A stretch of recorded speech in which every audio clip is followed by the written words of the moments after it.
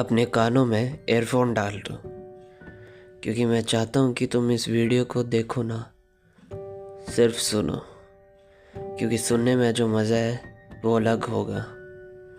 तुम फ़ोन को उल्टा करके साइड में रख दो, और अगर तुम डायरेक्टली इस पार्ट में आए हो तो मैं चाहूँगा कि तुम स्टार्टिंग से देखो और उन पार्ट को एक साथ देखो, तभी मज़ा आएगा।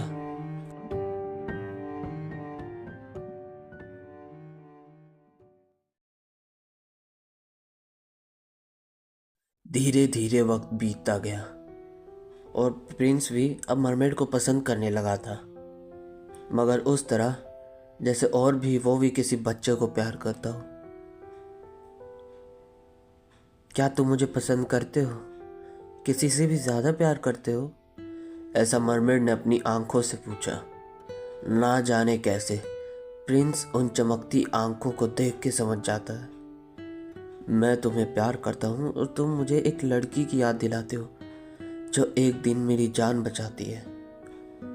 उस दिन हमारा शिपरैप डूब गया था और ऑलमोस्ट मैं भी मरने वाला था, मगर वो मुझे बचा लेती है और मुझे उसके बाद कभी मिलेगी भी या नहीं मिलेगी ये मैं नहीं जानता।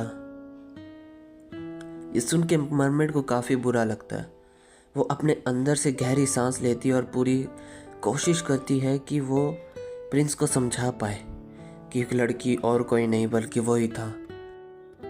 अब 2-3 दिन बाद एक बहुत बड़ी खबर फैल जाती है। हर तरफ यही बात चली होती है कि प्रिंस के लिए अब रिश्ता ढूंढने जा रहे हैं। प्रिंस की अब शादी होने वाली है। एक शानदार बड़ा शिप तैयार किया जाता है और जिसमें लोग जाने वाले थे। ये देख के मरमेड को काफ़ी बुरा लगता है। प्रिंस उसे देख के मुस्कुराता है और उसे अपने सीने से लगा लेता है।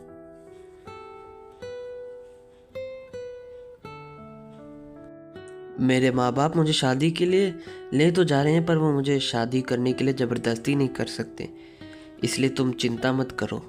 मैं तुम्हें हमेशा प्यार करूँगा और तो हमेशा तुम्हारे साथ ही रहूँगा। ये कह के वो मरमेड को गले से लगा लेता है।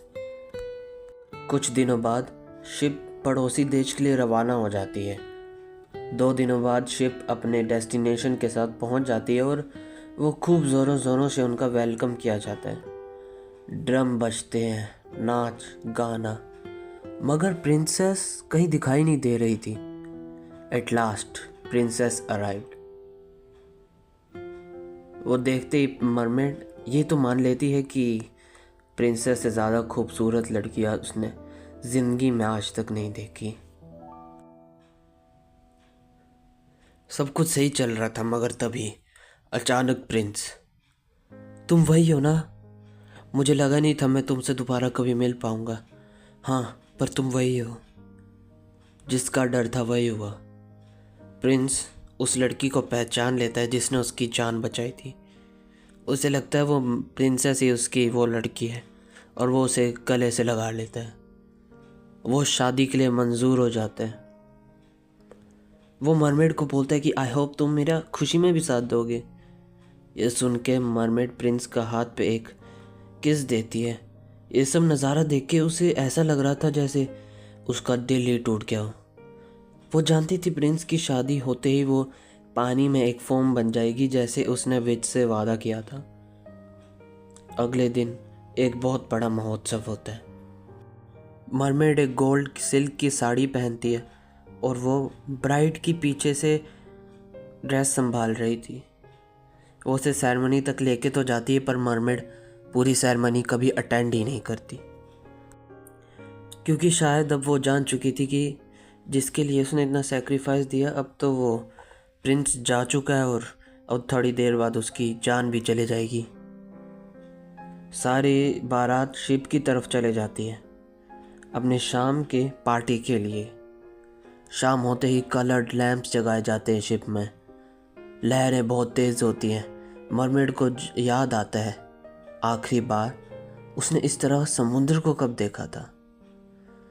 खैर, फिर भी वही शाम को पार्टी अटेंड करती है, ये जानते हुए भी कि वो प्रिंस को कभी नहीं देखेगी और उसे खो देगी, जिसके कारण वो अपनी आवाज़ गंवा चुकी है, अपने परिवार को छोड़ चुकी है।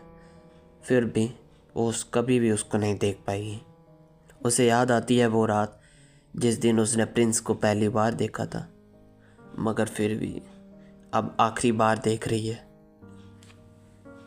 उस रात वो पार्टी में अपने आप को नहीं रोक पाती। वो इतना नाचती है, इतना नाचती है, भले उसके पैरों में इतना दर्द हो रहा हो जैसे कि कोई उसके पैरों को उसके पैरों से काट रहा हो, उसके शरीर से अलग कर रहा हो, मगर फिर भी वो उसके दिल में जो दर्द चल रहा था उससे तो काफ़ी कम ही था। सब लोग सो जाते हैं और मरमेड खुले आसमान को देखते हुए वहीं किनारे पे बैठी है।